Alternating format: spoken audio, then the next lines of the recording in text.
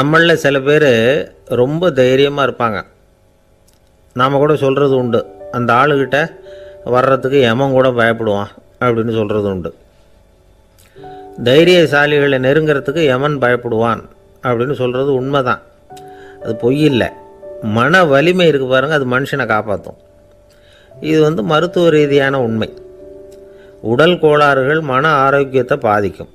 மன எழுச்சி, மன போராட்டம் இதெல்லாம் உடல் இயக்கத்தில் மாறுதலை உண்டாக்குது. சில வகையான நோய்களுக்கும் மனசுக்கும் இருக்கிற சம்பந்தம் என்னங்கிறத பற்றியெல்லாம் இப்போ ஆராய்ச்சி பண்ணுறாங்க. ஆஸ்மா, மூட்டு வலி, பெருங்குடல் அழற்சி, உயர் இரத்த அழுத்தம், சோரியாசிஸுங்கிற தோல் வியாதி, வயிற்று புண்ணு, இந்த தைராய்டு நச்சுத்தன்மை, இது மாதிரி நோய்களை உண்டாக்குறதுல மனசோட பங்கு என்னங்கிறத பற்றியெல்லாம் ஆய்வு பண்ணி பார்த்துருக்குறாங்க. எதுக்கு எடுத்தாலும் சோர்ந்து போகிறது, தோண்டு போகிறது, இப்படிப்பட்ட மனவாகு, அதோட யாரும் நமக்கு உதவ முடியாது அப்படிங்கிற மனோபாவம், கைவிடப்பட்ட மனநிலைமை, இதெல்லாம் நோயோட தீவிரத்தை ரொம்ப அதிகரிக்க செய்யுதான். இவங்கெல்லாம் அந்த கைகால் வலிக்குது, உடம்பு அசதியாக இருக்குது, தூக்கம் வரல, முதுகு வலிக்குது, உடம்புல உணர்ச்சி குறையுது, கை கால் விரல்லாம் மரத்து போகுது, இப்படி ஏதாவது சொல்லிக்கிட்டு டாக்டர்களை தேடி வந்துக்கிட்டு இருப்பாங்க. நெஞ்சு வலி யாருக்கு வருது தெரியுமா? பதற்றம், போட்டி மனப்பான்மை, அளவுக்கு அதிகமான வேகம், துடிப்பு, பேராசை, இதுலேயும் கட்டுப்பாடு, நேரம் தவறாமை, அப்புறம் இதெல்லாம் உள்ள மனவாக உள்ளவங்க இருக்கிறாங்கல்ல, அவங்க பெரும்பாலும் நெஞ்சு வலிக்கு ஆளாயிடுறாங்களாம். ஃப்ரீட்மேன் அப்படிங்கிறவர் நிறைய ஆராய்ச்சியெல்லாம் பண்ணி பார்த்துட்டு இதை உறுதிப்படுத்தியிருக்கிறார். அவர் பண்ணின ஆராய்ச்சியில் என்னெல்லாம் தெரிய வந்தது தெரியுமா? பொறுப்பு அதிகம் உள்ளவங்களுக்கு கண்டிப்பாக இரத்த அழுத்தம் வரும், அதிகமாக இருக்குமா. அதே மாதிரி கண்டிப்பாக இருக்கிறாங்கல்ல, அவங்களுக்கும் இரத்த அழுத்தம் அதிகரிக்குமா. இரத்த அழுத்தம் தனக்கு அதிகமாக இருக்குங்கிறத தெரிஞ்சுக்கிட்டவங்க தலைவலி, மயக்கம், இந்த தலை சுத்தல், அசதி, இது மாதிரியான உணர்வுகளை அவங்களுக்கு வந்துடும், அது மாதிரி உணர்வு. ஆனால் உண்மை என்ன தெரியுமா? இதெல்லாம் இரத்த அழுத்தத்தினால இல்லை, இரத்த அழுத்தம் கட்டுப்பாட்டுக்குள்ளே இருந்தால் கூட இவங்க இப்படி நினைக்கிறாங்களாம். இதுக்கு காரணம் மனசு தான் அப்படிங்கிறார் அவர். சில பேர் எப்படி தெரியுமா? ஒருத்தர் மாரடைப்பால் இறந்து போனார் அப்படின்னு கேள்விப்பட்டால் போதும், இறந்து போகிறதுக்கு காரணம் இதயம்தான் அப்படிங்கிற பீதியால், இதய தளர்ச்சி அப்படிங்கிற மனநோயால் பாதிக்கப்படுறார். இவங்கெல்லாம் அடிக்கடி தங்களுடைய இதய பகுதியை தொட்டு பார்த்துக்குவாங்க, நாடியை பிடிச்சி பார்த்துக்குவாங்க, அடிக்கடி மூச்சை உள்ளுக்கு இழுத்து வெளியில் விட்டு வலி வருதா அப்படின்னு பார்த்துக்கிட்டு இருப்பாங்க. வேறு எங்கேயாவது வலிச்சா கூட நெஞ்சை வலிக்குதா அப்படின்னு பார்ப்பாங்க. நெஞ்சு வலிக்குதுன்னு கூட சில பேர் சொல்ல ஆரம்பிச்சிருவாங்க. ஆஸ்மாவுக்கும் மனசுக்கும் சம்பந்தம் உண்டு. தீர்வு காண முடியாத மன போராட்டங்கள் எல்லாத்துக்கும் அடுத்தவங்களையே சார்ந்து இருக்கிற மனநிலை, இதெல்லாம் ஆஸ்மாவினுடைய தீவிரத்தை அதிகப்படுத்திடும். பயம், இது எப்படின்னா என்ன நடக்குமோங்கிற பதற்ற நிலை, அப்புறம் இந்த பயம், இதெல்லாம் சுவாசித்தலை அதிகரிக்க செய்யுது இல்லையா. இதனால் இரத்தத்தின் காரத்தன்மை அதிகமாகி நோயின் தீவிரமும் அதிகமாகுது. மன போராட்டம், மனக்கவலை, மன இறுக்கம், இதெல்லாம் தோல் வியாதியை தூண்டி விடுதான். இது மாதிரி இன்னும் எவ்வளவோ இருக்குது. அதனால் இன்றைக்கி நமக்கு தேவை என்னென்னா மன வலிமை, மலர்ந்த முகம், இது ரெண்டு இருந்துட்டுதுன்னா பலவிதமான நோய்கள் நம்மக்கிட்ட நெருங்கி வராது. டாக்டர், என்ன நெருங்காமல் இருக்கிறதுக்கு நான் ஒரு காரியம் பண்ணுறேன் அப்படின்னார் ஒருத்தர். அவர் என்ன அர்த்தத்தில் சொன்னார்னா, டாக்டர் அவரை நெருங்காமல் இருக்கிறதுக்கு அவர் ஒரு காரியம் பண்ணுறாராம். நண்பர்கிட்ட சொன்னார். நண்பர் கேட்டார், அது என்ன காரியம் பண்ணுற அப்படின்னு கேட்டார். தினம் ஒரு ஆப்பிள் பழம் சாப்பிட்றேன்னார் அவர். ஏன்னா ஆங்கிலத்தில் ஒரு பழமொழி சொல்லுவாங்கள்ல, an apple a day keeps doctor away அப்படிம்பாங்க. ஒரு ஆப்பிள் பழம் சாப்பிட்டா டாக்டர் விலகியே இருப்பார், டாக்டர்கிட்ட போக வேண்டிய அவசியம் இருக்காது அப்படிங்கிறதுக்காக அந்த பழமொழி சொல்கிறது. என்ன, நான் யாருமே நெருங்காமல் இருக்கிறதுக்கு நான் ஒரு காரியம் பண்ணுறேன்னார் இன்னொருத்தர். டாக்டர் நெருங்காமல் இருக்கிறதுக்கு ஆப்பிள் பழம் சாப்பிட்றேன்னார் அவர். என்னை யாருமே நெருங்காமல் இருக்கிறதுக்கு நான் ஒரு காரியம் பண்ணுறேன்னார் இன்னொருத்தர். அது என்னன்னு கேட்டோம். தினம் ஒரு பூண்டு சாப்பிட்றேன்னார். ஏ கார்லிக் எ டே கீப்ஸ் எவ்ரிபடி அவே அப்படின்னு அதுக்கு ஒரு புது விளக்கமும் கொடுத்தார். இணைபிரியாத 2 நண்பர்கள் இருந்தாங்களாம். 2 பேரும் விடாமல் சிகரெட்டு குடிக்கிறவங்க. அதில் ஒருத்தன் செத்து போட்டான். இன்னொருத்தன் அதுக்கப்புறம் ரெண்டு சிகரெட்டாக குடிக்க ஆரம்பித்தானா. ஏன் இப்படி பண்ணுறேன்னு கேட்டிருக்காங்க. நான் ஒரு சிகரெட்டு தான் குடிக்கிறேன், செத்து போன என்னுடைய ஃப்ரெண்டு இருக்கானே செத்து போனவன், அவனுக்காக இன்னொரு சிகரெட்டு குடிக்கிறேன் அப்படின்னு நானா. இது ரொம்ப ஆபத்து, விட்டுடு அப்படின்னு சொல்லியிருக்காங்க. சரின்னு ஒத்துக்கிட்டான். ஆனால் அதுக்கப்புறமும் ஒரு சிகரெட் வீதமாக குடிச்சிக்கிட்டே இருந்தான். சிகரெட்டு பழக்கத்தை நீ இன்னும் விடலையான்னு கேட்டாங்களாம். அந்த பழக்கத்தை நான் எப்போ விட்டுட்டேன், இப்போ நான் குடிக்கிறது என் ஃப்ரெண்டுக்காக அப்படின்னு நானா. இவங்கெல்லாம் எப்படி திருந்துறது? Subscribe Hello TV Tamil. ஒரு மனுஷனை பார்த்து என்கிட்ட வாலாட்டாதே அப்படின்னு சொன்னா அவன் நம்மகிட்ட ஏதோ வம்புக்கு வர்றான்னு அர்த்தம். ஒரு நாயை பார்த்து யாரும் என்கிட்ட வாலாட்டாதே அப்படின்னு சொல்றது இல்லை. ஏன்னா நாய் வாலாட்டுனா அது நம்மகிட்ட தன்னுடைய நன்றியை தெரிவிக்கிறதாக நினச்சிக்கிட்டு இருக்கிறோம். ஆனால் அது அப்படி இல்லை அப்படின்னு சொல்கிறாங்க அது சம்பந்தமான நிபுணர்கள். ஒரு நாய் தன்னுடைய வாலை இந்த பக்கமும் அந்த பக்கமுமா இப்படியும் அப்படியும் ஆட்டிக்கிட்டு இருந்தா அது பதட்டத்தில் கூட இருக்கலாம். நாய் நட்பாக இருந்தாலும் வாலாட்டும், ஆத்திரத்தில் இருந்தாலும் வாலாட்டும், கோபத்தில் இருந்தாலும் வாலாட்டும், குழப்பத்தில் இருந்தாலும் வாலாட்டும், மகிழ்ச்சியாக இருந்தால் கூட அது வாலாட்டும். அதை நாம் தப்பாக புரிஞ்சுக்கிட்டு அதுக்கிட்ட போய் மாட்டிக்கக்கூடாது. நாயை பற்றி எனக்கு நல்லா தெரியும் அப்படின்னு சொல்கிறவங்க கூட அதுக்கிட்ட கடி வாங்கிட்டு நிற்கிறது உண்டு. நிபுணர்கள் என்ன சொல்கிறாங்க தெரியுமா? எப்போவுமே நாய்கள் திடீர்னு கடிச்சு விடுறதில்ல, கடிக்கிறதுக்கு முன்னாடி சில அறிகுறிகளை காட்டும். அதை சரியாக புரிஞ்சுக்கிட்டோம்னா தப்பிச்சுக்கலாம். ஒரு வீட்டுக்கு போகிறீங்க, அங்கே புதுசாக ஒரு நாயை பார்க்குறீங்க, உடனே அதுக்கிட்ட போய் குனிஞ்சு சிரிச்சுக்கிட்டே அது தலையில் தட்டுறீங்க. இது ரொம்ப தப்பான். ஒரு நாய் இன்னொரு நாயை நேருக்கு நேர் பார்த்து பல்ல காட்டுனா அது தன்னுடைய தன்முனைப்பை காட்டுதுன்னு அர்த்தமா. உன்னை விட நான் பெரியவன் அப்படின்னு சொல்லுதுன்னு அர்த்தம். அதனால் நீங்கள் அது மாதிரி கிட்ட போய் சிரிக்கிறோம் அப்படின்னு நினச்சிக்கிட்டு பல்ல காட்டினா உங்களையும் எதிரியாக நினச்சிரும். இன்னொரு விஷயம் என்னென்னா, தலையில் தட்டுனா நாய்க்கு பிடிக்காது. அது தன்னை அடக்கிறதாகவும் அச்சுறுத்துறதாகவும் நினச்சிக்கிட்டு இருக்கும். சரி, அப்படின்னா புதுசாக ஒரு இடத்துல அல்லது வீட்டில் நாய்க்குட்டியை பார்த்தா என்ன பண்ணுறது? நீங்கள் சும்மா இருங்க, அதுவாக கிட்ட வரட்டும். அதுக்கப்புறம் அதுக்கிட்ட கனிவாக பேசுங்க. கன்னம், மார்பு, தோல் இங்கெல்லாம் தட்டலாம், தப்பு இல்லையா? தலையில் தான் தட்டப்படாதான்.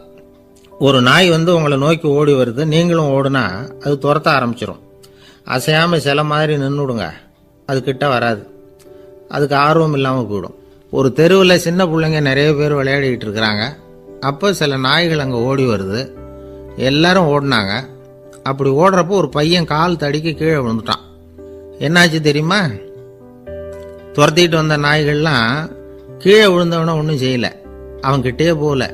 ஓடிக்கிட்டு இருந்தாங்கல்ல பசங்க, அவங்கள துரத்திக்கிட்டு அவங்க பின்னாடி ஓடிச்சான். அதுதான் நாய்களுடைய சுபாவம். ஒரு நாய் நம்மளை நேருக்கு நேர் முறைச்சி பார்க்குதுன்னு வச்சுங்க, நாமளும் அதை முறைச்சி பார்க்கக்கூடாது. நாம் வேற பக்கம் எங்கேயாவது பார்க்க ஆரம்பிச்சிடணும். ஒரு நாய் கோபமாக இருந்ததுன்னா அதோட வால் உறுதியாக நேராக நிற்கும். ஒரு நாய் பணிந்து போனால் அல்லது பயந்து போனால் அது தன்னோட வாலை காலுக்கு நடுவில் வச்சுக்கும். ஒரு நாய் நம்மளை பார்த்து பயந்து நிற்குதுன்னு வச்சுங்க, அதனால் நமக்கு ஆபத்து இல்லைன்னு நினச்சிடக்கூடாது. உங்களை பார்த்துட்டு ஒரு நாய் ஒடுங்குச்சுன்னா நீங்கள் விலகி போயிடணும் அப்படின்னு அது நினைக்குது. நிறைய பேர் பயந்து போன நாயால் கடிபடுறாங்க. இவன் நம்மளை விட பெரிய ஆள், மாட்டிக்கிட்டோம், வேற வழி இல்லை அப்படிங்கிற நினப்புல தான் நாய் கடிக்க ஆரம்பிக்குதான். இதே மாதிரி சங்கிலியால் கட்டி போடப்பட்டிருக்கிற நாயும் ஆபத்தானது தான். தொடர்ந்து கட்டி போட்டிருந்தா காலப்போக்கில் அது ஒரு மாதிரி ஆகிடும். நாய் குழந்தைகளை கடிக்காது அப்படின்னு சில பேர் சொல்லுவாங்க. அதுவும் ஒரு தவறான நம்பிக்கை. அதனால் சின்ன குழந்தைகளை தனியாக நாயோட விளையாட விடக்கூடாது. ஆகக்கூடி நாயை பற்றி நிறைய விஷயம் புரிஞ்சுக்க வேண்டியிருக்குது. ஒருத்தர் தன்னுடைய நண்பர் வீட்டுக்கு போயிருந்தார். அவசியம் எங்கள் வீட்டில் சாப்பிட்டுட்டு தான் போகணும் அப்படின்னு ரொம்ப அன்பாக சொல்லிவிட்டார். அதை மீற முடியல இவரால். சரின்னு உட்காந்துட்டார். சாப்பாடு போட்டாங்க, சாப்பிட ஆரம்பித்தார். அவங்க வீட்டில் கட்டி போட்டிருந்த நாய்க்குட்டி இவர் சாப்பிட்றத முறைச்சி பார்த்துது. ஏன் இப்படி என்ன அது முறைச்சி பார்க்குது உங்கள் வீட்டு நாய்க்குட்டி அப்படின்னு அவர் கேட்டார். அப்போ அவங்க சொன்னாங்களாம், அதுக்கிட்ட ஒரு கெட்ட பழக்கமுங்க, தன்னோட தட்டில் யார் சாப்பிட்டாலும் அது அப்படி தான் முறைச்சி பார்க்கும் அப்படின்னாரா அவர். ஒரு குரங்கும் கழுதையும் நண்பர்கள், எங்கே போனாலும் சேர்ந்தே போவாங்க வருவாங்க. அப்போ அந்த கழுதை கொஞ்சம் கவலையோடு பேச ஆரம்பிச்சுதான். அதோ பாரு, அங்கே ஒரு புதர் தெரியுது இல்லையா, இந்த புதருக்குள்ளே ஒரு சிங்கம் இருக்குது. அந்த பக்கமாக நான் போகிறப்போ வர்றப்போலாம் அது என்கிட்ட வம்பு வளர்க்குது, தகராறு செய்யுது, என் மேலே பாயுது, என்னை தாக்குது ஏன்னு தெரியல அப்படின்னுது. இதை கேட்டதும் அந்த குரங்கு சொல்லிச்சு, இனிமேல் கவலைப்படாத, இந்த தடவை நான் உன்னை காப்பாற்றுறேன்னுது. அதுக்கப்புறம் ஒரு நாள் அந்த குரங்கும் கழுதியும் அந்த புதர் பக்கமாக போய்கிட்டு இருந்தாங்க. எதிர்பார்த்தது மாதிரியே நடந்தது. அந்த சிங்கம் எதிரில் வந்தது, கழுதியை பார்த்தது, உடனே அது மேலே பாய ஆரம்பிச்சுட்டுது. அவ்வளவுதான். உடனே இந்த குரங்கு என்ன பண்ணிச்சு தெரியுமா? கிடுகிடுன்னு ஒரு மரத்து மேலே ஏறி உட்காந்துக்கிட்டுது. அங்கே உட்காந்துக்கிட்டு கீழே அந்த கழுதையும் சிங்கமும் போடுற சண்டையை வேடிக்கை பார்க்க ஆரம்பிச்சுட்டுது. கொஞ்ச நேரம் கழித்து அடிபட்ட காயத்தோடு அந்த கழுதை மெதுவாக நடந்து வந்தது. குரங்கும் மெல்ல மரத்தை விட்டு கீழே இறங்குச்சு. இப்போ கழுதை கேட்டுது, என்னை காப்பாத்துறேன்னு சொல்லிவிட்டு காலை வாரி விட்டுட்டியே, நீ பாட்டுக்கு மரத்து மேலே ஏறி உட்காந்துக்கிட்டே, அது நியாயமானது. குரங்கு பரிதாபமாக அதை பார்த்துது. நான் மரத்து மேலே இருந்து நீங்கள் 2 பேரும் சண்டை போட்டதை பார்த்துக்கிட்டு தான் இருந்தேன். உன்னோட சத்தம் தான் அதிகமாக இருந்தது, அது நீ சிரிக்கிற மாதிரி எனக்கு கேட்டுது. அதனால் நீ தான் ஜெயிச்சுக்கிட்டு இருக்க போல இருக்கு அப்படின்னு நினச்சிவிட்டேன்னுது. இன்றைக்கி பல பேர் இப்படி தான் இருக்கிறாங்களாம். யார் ஜெயிக்கிறாங்க யார் தோக்குறாங்கங்கிறத முகத்தை பார்த்து கூட கண்டுபிடிக்க முடியறதில்ல. பேசுகிற பேச்சை வச்சு கூட கண்டுபிடிக்க முடியறதில்ல. தோற்கிறவங்க கூட சிரிக்கிற மாதிரி முகத்தை வச்சுக்கிறான். இன்றைய மனிதர்கள்கிட்ட ஏகப்பட்ட முரண்பாடுகள். பொய் முகங்களோட உலவுகிறவர்கள் தான் அதிகம். உண்மை முகம் எங்கே இருக்குது அப்படிங்கிறத புரிஞ்சுக்கிட்டு நண்பர்களை தேர்ந்தெடுக்கணும் அப்படிங்கிறது ஒரு முக்கியமான கருத்து. கடவுள் இந்த உலகத்தை படைச்சுட்டு அதுக்கப்புறமும் கொஞ்ச நாள் இங்கேயே தங்கியிருந்தாராம். அப்போ தான் அவருக்கு ஒரு உண்மை புரிஞ்சுதான், இந்த உலகத்தில் தங்கி இருக்கிறது எவ்வளவு இடைஞ்சல்னு. தினமும் மனிதர்கள் தேடி வந்து ஏதாவது புகார் சொல்லிக்கிட்டே இருந்தாங்களாம். எனக்கு அது வேணும் இது வேணும்னு கேட்டுக்கிட்டே இருந்தாங்களாம். சில பேர் வந்தாங்க, நாங்கள் வந்து விவசாயம் பண்ணுறோம், தண்ணி இல்லாமல் பயிர் காயுது, எங்களுக்கு மழை வேணும் அப்படின்னாங்க. அவங்க போனதும் அதுக்கப்புறம் சில பேர் வந்தாங்க, நாங்கள் வந்து மண்பானை செய்கிறவங்க, நிறைய பானை செஞ்சு வச்சுருக்குறோம், மழை பெஞ்சால் எல்லாம் கரைஞ்சி வீணாக போயிடும், அதனால் இன்றைக்கி மழை பெய்யக்கூடாதுன்னாங்க. கடவுள் பார்த்தார், அவருக்கு என்ன பண்ணுறதுன்னே தெரியல, ஏகப்பட்ட குழப்பம், தலையை பிச்சுக்கலாம் போல் இருந்தது. கிட்டத்தட்ட பைத்தியம் பிடிக்கிற அளவுக்கு ஆயிட்டுது. எல்லாருடைய ஆசைகளையும் அவரால் நிறைவேற்ற முடியல. ஏன்னா ஒன்றுக்கு ஒன்று முரண்பாடாக இருந்தது. ஒரு நாள் தன்னுடைய அமைச்சரவையை கூட்டி ஆலோசனை கேட்டார். என்ன செய்யலான்னு சொல்லுங்கன்னார். இது என்ன பிரமாதம், பேசாமல் இமயமலை அடிவாரத்தில் போய் உட்காந்துங்க, யாரும் தொந்தரவு பண்ண மாட்டாங்கன்னாங்க. அங்கேயும் மனிதர்கள் வர ஆரம்பிச்சுருவாங்களேன்னார் கடவுள். சரி அப்படின்னா சந்திரனில் போயிருந்துக்கலாமேன்னாங்க. அங்கேயும் மனுஷன் குடி வர போகிறான் அப்படின்னார் கடவுள். வெகு தூரத்துக்கு அப்பால் உள்ள நட்சத்திர மண்டலத்துக்கு போயிடலான்னாங்க. இதெல்லாம் நிரந்தர தீர்வாகாது, நிரந்தரமாக இந்த மனிதனுடைய தொல்லையிலேருந்து நான் விடுபடணும், அதுக்கு ஏதாவது வழி சொல்லுங்கன்னார் கடவுள். ஒரு வயசான ஆள் வந்தார். கடவுளுக்கு காதோட காதாக ஒரு வழியை சொன்னார்.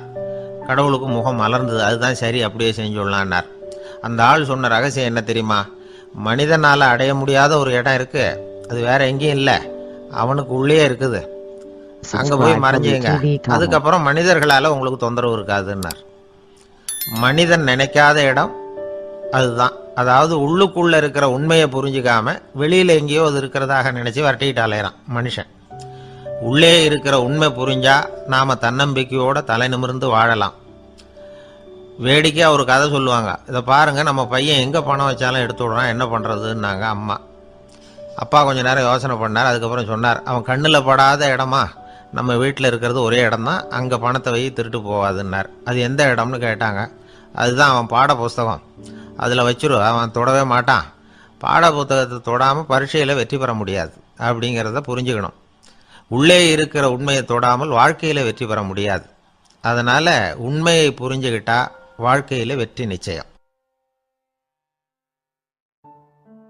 ஒருத்தரை பார்த்து உன்னுடைய நண்பர்கள் யார் அப்படின்னு ஒரு கேள்வி கேட்டு பாருங்க. கொஞ்சம் யோசித்து பதில் சொல்லுவாங்க. அவங்ககிட்டயே உன்னுடைய எதிரிகள் யார் அப்படின்னு கேளுங்க, கடகடன்னு ஒப்பிச்சிருவாங்க. நம்ம மனசு இருக்க, அது எப்படின்னா நம்ம நண்பர்களை விட எதிரிகளை அது நல்லா ஞாபகத்தில் வச்சுக்கும். இது ஒரு ஆச்சரியமான உண்மை. உங்களால் நண்பர்களை மறந்துட முடியும், ஆனால் எதிரிகளை மறந்துட முடியாது. இது ஒரு வேடிக்கையான நிலைமை தான். அழகான தருணங்களை நாம் ஏன் மறந்துடுறோம்? இது இயற்கை. ஏன்னா நம்ம மனசு மலர்களை கவனிக்கிறதில்ல, அதில் இருக்கிற முள்ளை தான் கவனிக்குது. தன்னை காயப்படுத்துகிற எதையும் அது உடனே கண்டுகொள்ளுது. ஒரு தெளிந்த சிந்தனை உடைய மனசு மிக அழகாக உள்ள எல்லாத்தையும் கவனிக்கும். அது நன்றியுடன் உணரக்கூடிய எல்லாத்தையும் பார்த்து குறிச்சிக்கும். இப்படிப்பட்டவங்க வாழ்க்கை இயல்பாகவே நல்லா அமையும். அது ரொம்ப அபூர்வம். மனசில் உள்ள ஒரு சிறிய அமைப்பை மாற்றுவதை பொறுத்து தான் இந்த விஷயம் அப்படிங்கிறார் ஓஷோ. ஒரு யூத கோவில் இருந்து தான், அது யூதர்களின் மடமாகவும் இருந்தது. அங்கே ஒரு தலைமை குரு, அவர் ரொம்ப கண்டிப்பானவர். அந்த கோவிலை ஒட்டி ஒரு தோட்டம். ஒரு நாள் காலையில் அந்த தோட்டத்தில் 2 இளம் யூதர்கள் நடந்து போய்கிட்டு இருக்கிறாங்க. காலையில் 1 மணி நேரம், மாலையில் 1 மணி நேரம் அவங்க அந்த தோட்டத்தில் நடக்கிறதுக்கு அனுமதி உண்டு. மற்ற நேரங்களில் அவங்க மத புத்தகங்களை படிக்கணும், பிற விதிமுறைகளை கடைபிடிக்கணும். அந்த 2 பேருமே தொடர்ந்து புகைப்பிடிக்கிற பழக்கம் உள்ளவங்க. ஆனால் கோவில் மடத்தில் இருக்கிறப்போ அவங்க புகைப்பிடிக்க முடியாது, அது கடுமையான குற்றம். சரி, நாம் தோட்டத்தில் இருக்கிறப்போவாவது புகைப்பிடிக்கலாமா அப்படின்னு ஒரு ஆசை அவங்க 2 பேருக்குமே. இருந்தாலும் பயம். இப்படி கேட்டால் மதகுரு என்ன சொல்லுவாரோ அல்லது என்ன செய்வாரோங்கிற பயம். இப்படியே கொஞ்ச நாள் ஆச்சு. ஒரு நாள் அந்த 2 பேரில் ஒருத்தன் ரொம்ப கலங்கி போய் அந்த கோவிலிருந்து வெளியில் வந்துக்கிட்டு இருந்தான். வந்தவன் நேராக தோட்டத்து பக்கம் போனான். அங்கே இன்னொருத்தன் ஆனந்தமாக புகை பிடிச்சிக்கிட்டு இருக்கிறான். அதை பார்த்ததும் இவனுக்கு அதிர்ச்சி. அட கடவுளே, என்ன இது, நீ கேட்காமலே ஆரம்பிச்சிட்டியா அப்படின்னா. இல்லை இல்லை, நான் கேட்டுவிட்டு தான் ஆரம்பிச்சிருக்கேன்னா அவன். அப்படியா, என்ன மனுஷன் இவர், நானும் தான் கேட்டேன், என்னை கண்ணாபுண்ணான்னு திட்டிவிட்டார். இது என்ன கோவிலா இல்லை நரகமா? உனக்கு புகை பிடிக்கணும்னு ஆசையாக இருந்தால் நரகத்துக்கு போகணும்னு சொல்லிவிட்டார். அது சரி, உன்னை மட்டும் எப்படி அனுமதிச்சார் அப்படின்னு கேட்டான் இவன். அவன் சிரிச்சுக்கிட்டே, நீ எப்படி கேட்ட சொல்லு அப்படின்னா. நாம் இந்த தோட்டத்துக்கு வர அனுமதிக்கப்பட்டிருக்கிறதே ஜபத்துக்காகத்தானே, அதனால் நான் ஜபம் சொல்லும் பொழுது புகை பிடிக்கலாமா அப்படின்னு கேட்டேன். அதுக்கு தான் அவர் சத்தம் போட்டு என்னை அடிக்கவே வந்துட்டார் அப்படின்னா இவன். நீ ஒரு மாதிரியாக கேட்டிருக்க, நான் வேற மாதிரியாக கேட்டிருக்கிறேன். ஜெபம் சொல்லும்போது புகை பிடிக்கலாமான்னு நீ கேட்டிருக்க. ஐயா, புகை பிடிக்கும் பொழுது ஜபிக்கலாமா அப்படின்னு நான் கேட்டேன். அதில் தப்பு ஒன்றும் இல்லை அப்படின்னு பதில் சொல்லிட்டார் அப்படின்னா. ஒரு சிறிய மாற்றம்தான், அது மிகப்பெரிய மாறுதலை ஏற்படுத்தி விட்டது. மனசு நல்ல விதமாக சிந்திக்க ஆரம்பிச்சதுன்னா மகிழ்ச்சிக்கு பஞ்சம் இல்லை. ஒரு கஞ்சன் ஆற்றுல விழுந்துட்டான். வெள்ளத்தில் தத்தளிச்சுக்கிட்டு இருக்கிறான். கரையில் நின்ன ஒருத்தர், உன் கையை கொண்டா இப்படி பிடிச்சி இழுத்து கரையில் சேர்த்து விடுறேன்னார். எதையும் கொடுத்து பழக்கம் இல்லாத அவன் கையையும் கொடுக்க மாட்டேன்னுட்டான். இவர் பார்த்தார். உன் கையை கொடுன்னு சொல்கிறதுக்கு பதிலாக நான் என் கையை கொடுக்குறேன் பிடிச்சிக்கோ அப்படின்னார். அவன் கப்புன்னு பிடிச்சிக்கிட்டான், இழுத்து கரையில் போட்டார்.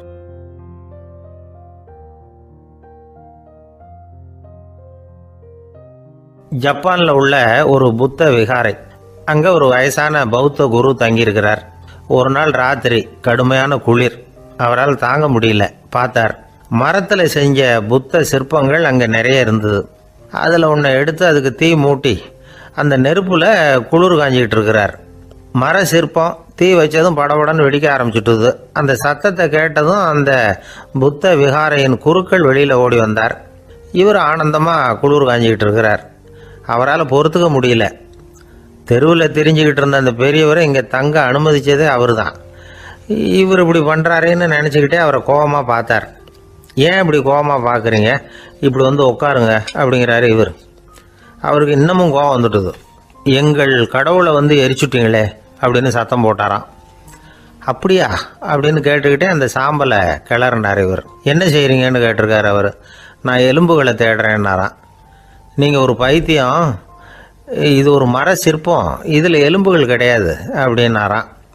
அவருக்கு கோபம் வந்துட்டுது. உடனே வெளியில் போங்கன்னு கத்தியிருக்கார். வெளியில் தள்ளி கதவையும் சாத்தி விட்டாராம். மறுநாள் காலையில் கதவை திறந்து பார்த்தா அந்த வயசான பெரியவர் ஒரு மைல்கல் மேலே சில காட்டு பூக்களை வச்சு புத்தம் சரணம் கச்சாமின்னு சொல்லிக்கிட்டே இருக்கிறார். இவருக்கு சந்தேகமாக போட்டுது. கிட்ட போனார். என்ன செஞ்சுக்கிட்டு இருக்கீங்கன்னு கேட்டார். இது என்னுடைய காலை நேர பிரார்த்தனைனாராம். நிஜமாவே நீங்கள் ஒரு பைத்தியமாக தான் இருக்கணும், ஏன்னா அது ஒரு மைல்கல் அப்படின்னாராம். இப்போ அந்த பெரியவர் சொன்னாராம், நீங்கள் ஒரு மரத்தை புத்தராக நினைக்கும் பொழுது நான் ஏன் ஒரு மைல்கல்ல புத்தராக நினைக்கக்கூடாது?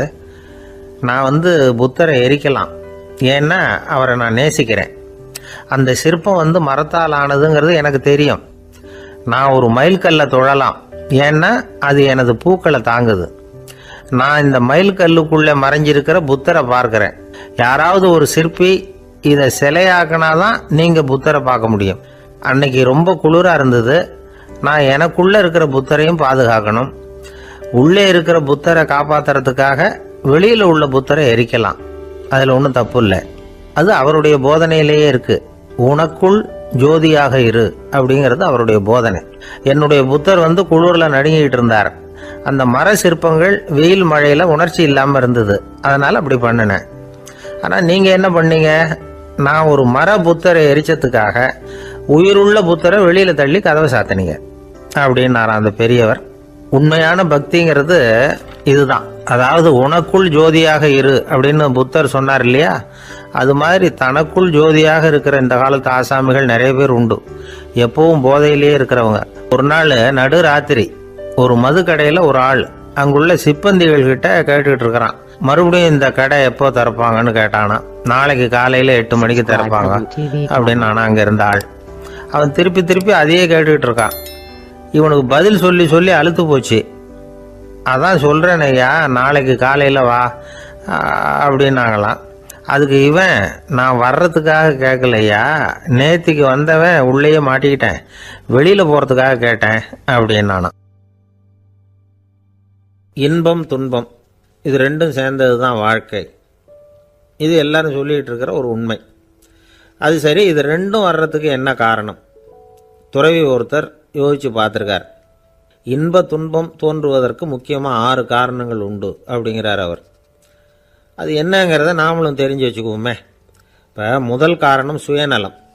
ஒரு தாயார் வந்து தன்னுடைய சுயநலம் கருதி தன்னுடைய மகன் இன்பமாக இருக்கணும்னு ஆசைப்படுறாங்க. மகனும் அப்படியே ஆசைப்படுறான். அதனால் தாயாரின் இன்ப துன்பங்களை பார்த்துட்டு மகனும் இன்ப துன்பம் அடையிறான். அந்த அம்மாவுக்கும் அதே நிலைமை தான். 2வது காரணம் உறவு. நான் துறவியான பிறகு கூட உறவுங்கிற காரணத்தினால தான் தாயாருடைய சுக துக்கங்களை கண்டு நானும் சுக துக்கம் அடைகிறேன். என் தாயாருடைய நிலைமையும் இதுதான் அப்படிங்கிறார் ஒரு துறவி. 3வது காரணம் என்னென்னா அறிமுகம். எனக்கு அறிமுகமான ஒருத்தரை ரயில் நிலையத்தில் சந்திக்கிறேன். அவர் தன்னுடைய பணப்பையை எங்கேயோ தொலைச்சி விட்டு வருத்தப்பட்டு இருக்கிறார். நானும் வருத்தப்படுறேன். அந்த சமயத்தில் யாரோ ஒருத்தர் இதுதானே அவங்க பணப்பை அப்படின்னு சொல்லி கொண்டாந்து நீட்டுறார். பணப்பையை தொலைச்சவர் சந்தோஷப்படுறார், நானும் சந்தோஷப்படுறேன். இது அந்த துறவி சொல்கிற அனுபவம். 4வது காரணம் என்னென்னா கருணை. எனக்கு முன்னே பின்னே தெரியாத ஒருத்தனை யாரோ ஒருத்தன் அடித்து காயப்படுத்தி போடுறான். கருணை காரணமாக நான் அதுக்காக துக்கப்படுறேன். 5வது காரணம் எதையும் நம்புறது. ஒரு பசுமாட்டை ஒரு முரணை அடிச்சுக்கிட்டு இருக்கிறான் அப்படின்னு ஒருத்தர் வந்து நம்மகிட்ட சொல்கிறாருன்னு வைங்க, உடனே நான் துக்கப்படுறேன். இன்னொருத்தர் வந்து அந்த முரணனை போலீஸ்காரங்க பிடிச்சிட்டு போயிட்டாங்கன்னு சொல்லி சொல்கிறார், நான் உடனே சந்தோஷப்படுறேன். 3வதாக ஒருத்தர் வந்து முதல் 2 பேரும் சொன்னது பொய்யுங்கிறார்.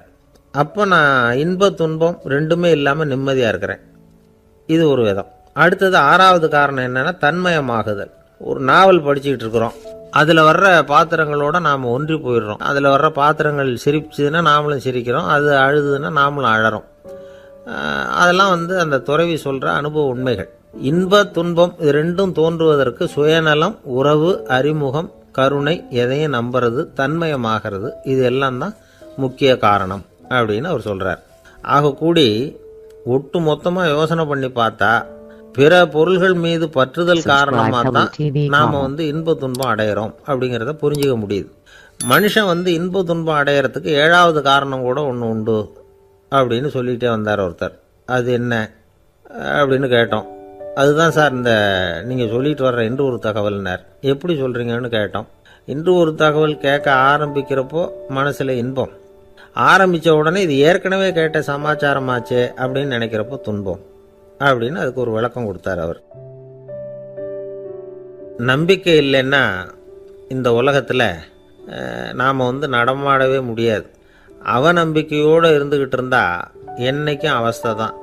நாம் நம்புறது நடக்குதோ இல்லையோ அது வேறு விஷயம். ஆனால் எதையும் நம்பி தான் நாம் அடி வைக்க வேண்டியிருக்கு.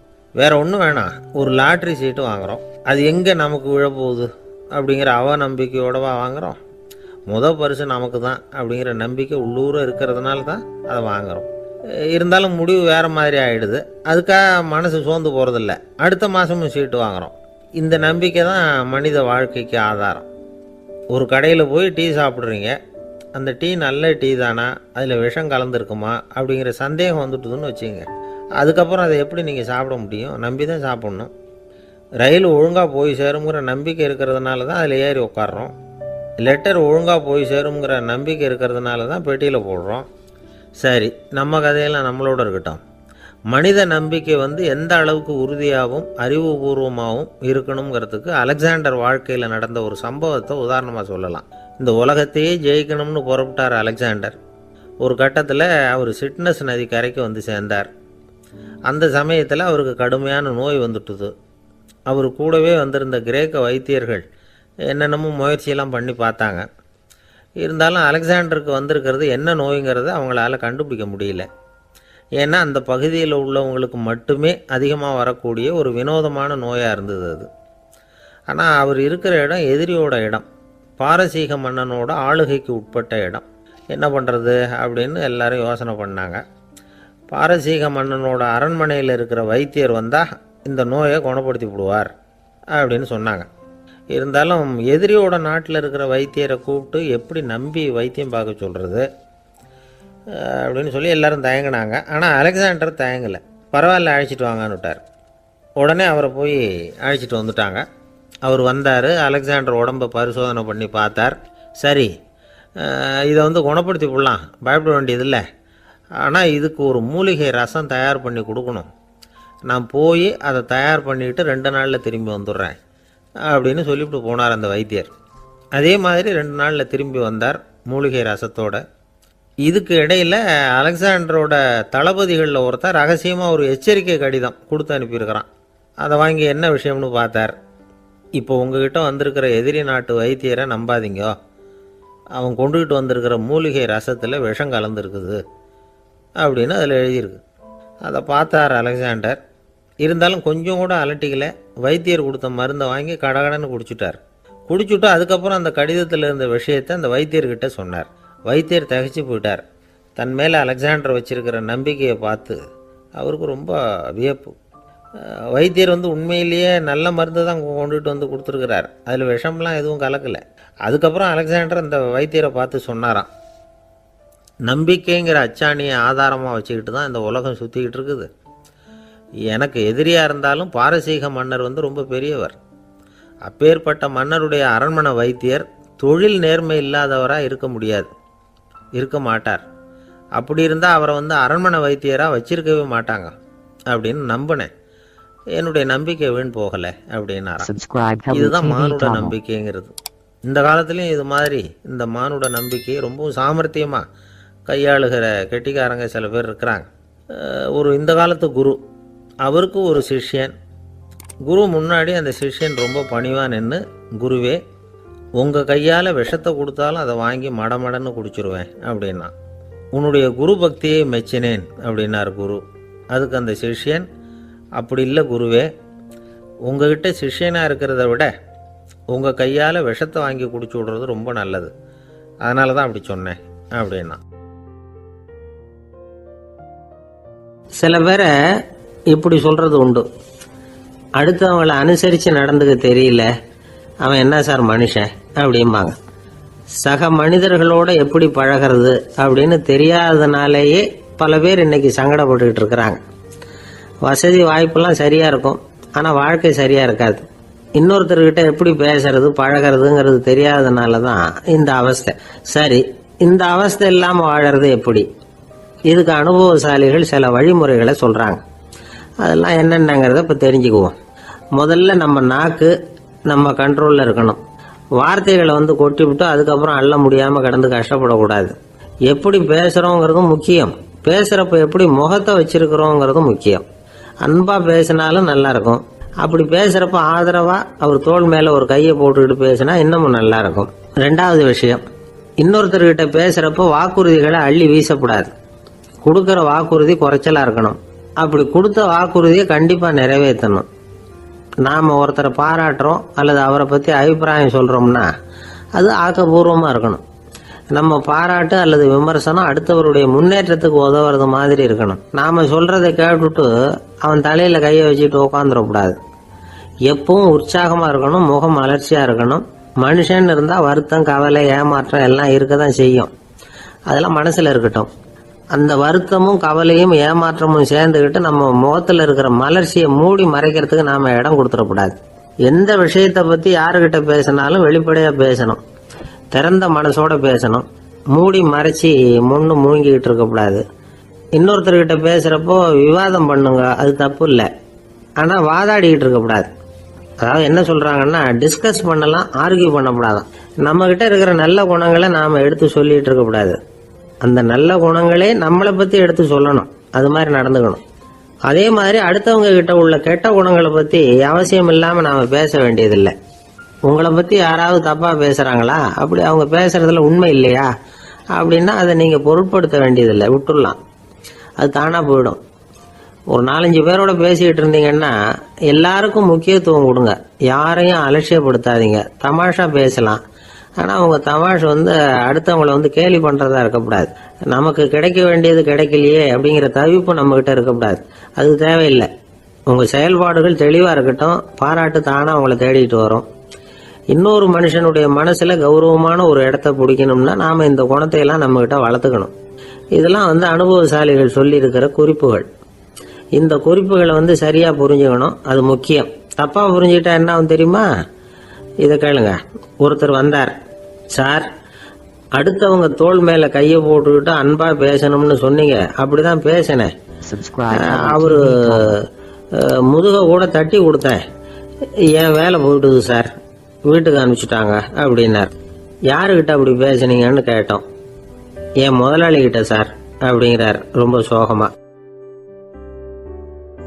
இந்த உலகத்துல உண்மையாவே வேதாந்தம் பேசுறவங்களும் உண்டு. உள்ளுக்குள்ள வேற மாதிரி இருந்துகிட்டு வெளியில வேதாந்தம் பேசுறவங்களும் உண்டு. ஒரு ஆள் இருந்தார். அவரு ஒரு கடை வச்சு வியாபாரம் பண்ணிக்கிட்டு இருந்தார். மகா கஞ்சன். யாருக்கும் எந்த உதவியும் செய்ய மாட்டார். எச்சில் கையென்ன ஈர கையை கூட உதற மாட்டார். அப்படிப்பட்ட மனுஷன். அந்த ஊருக்கு ஒரு முனிவர் வந்துகிட்டு இருந்தார். வருஷத்துக்கு ஒரு தடவை வருவார். 1 நாள் 2 நாள் இருப்பார், அப்புறம் போயிடுவார். அந்த முனிவர் வர்றப்போலாம் இந்த ஆள் எழுந்திரிச்சு ஓடி போய் அவரை வரவேற்பான். ரொம்ப பெரிய வேதாந்தி மாதிரி அவர்கிட்ட பேசிக்கிட்டு இருப்பான். காயமே இது பொய், வெறும் காற்றடைத்த பையும்மா, தர்மம் தலைகாக்கும்மா. பணம் என்ன சார் பணம், இன்னைக்கு ஒருத்தன் கையில இருக்கும், நாளைக்கு ஒருத்தன் கையில இருக்கும், எல்லாம் மாயம். எனக்கு தான் இன்னமும் இந்த சம்சார பந்தத்திலிருந்து விடுபடுறதுக்கு நேரம் வரலேம்மா.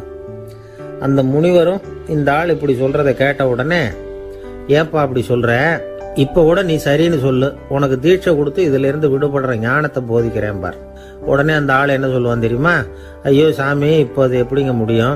பிள்ளைங்கள்லாம் சின்ன சிறுசுங்க, அதுகளுக்கெல்லாம் ஒரு கல்யாணம் காட்சின்னு செஞ்சு கடமையை முடிச்சுட்டா நீங்க சொல்றபடி செஞ்சு விடலாமா. சரி, இன்னும் முனிவர் போயிடுவார். அடுத்த வருஷம் வருவார். இவன் வழக்கம் போல வேதாந்தம் பேசுவான். சரி, தீட்சை கொடுக்குறேன் வா அம்பார்.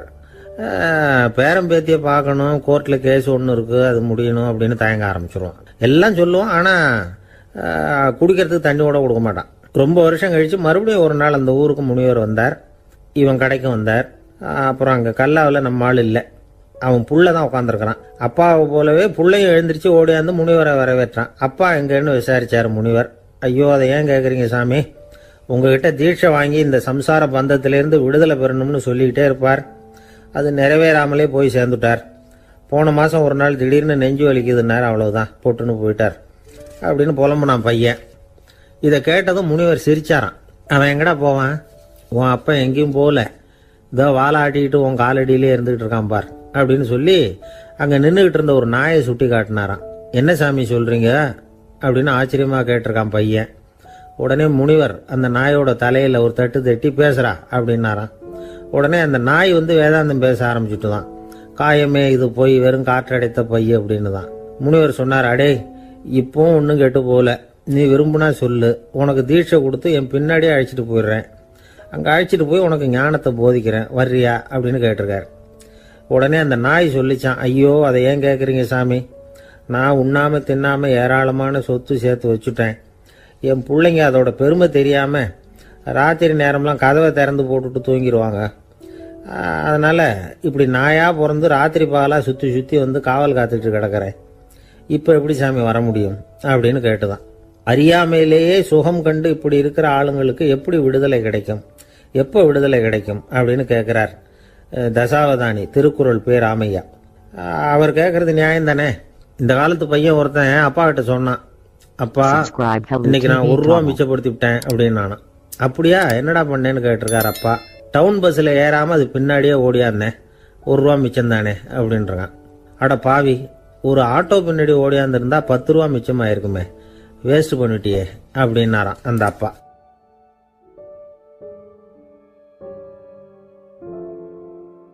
ஒரு தடவை நாரதர் ஒரு தெரு வழியாக போய்கிட்டு இருந்தார். வழியில் ஒருத்தர் வேத சாஸ்திரம்லாம் படிச்சுக்கிட்டு உட்காந்துருந்தார். அவர் நாரதரை பார்த்து எங்கே போயிட்டுருக்குறீங்கன்னு கேட்டார். கடவுளை பார்த்துட்டு வரலாம்னு போயிட்டுருக்கிறேன் அப்படின்னார் நாரதர். அப்படின்னா அவர்கிட்ட எனக்கு எப்போ முக்தி கிடைக்கும்னு கேட்டுட்டு வாங்களேன் அப்படின்னார் இவர்.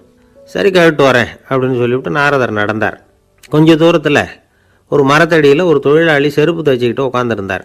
அந்த ஆளும் அதே மாதிரி கேட்டுக்கிட்டார். எனக்கு எப்போ முக்தி கிடைக்கும்னு கடவுள்கிட்ட கேட்டுக்கிட்டு வாங்களேன்னார். அவர்கிட்டையும் சரின்னு சொல்லிவிட்டு நாரதர் நேராக வைகுண்டத்துக்கு வந்து சேர்ந்தார். கடவுளை பார்த்தார்.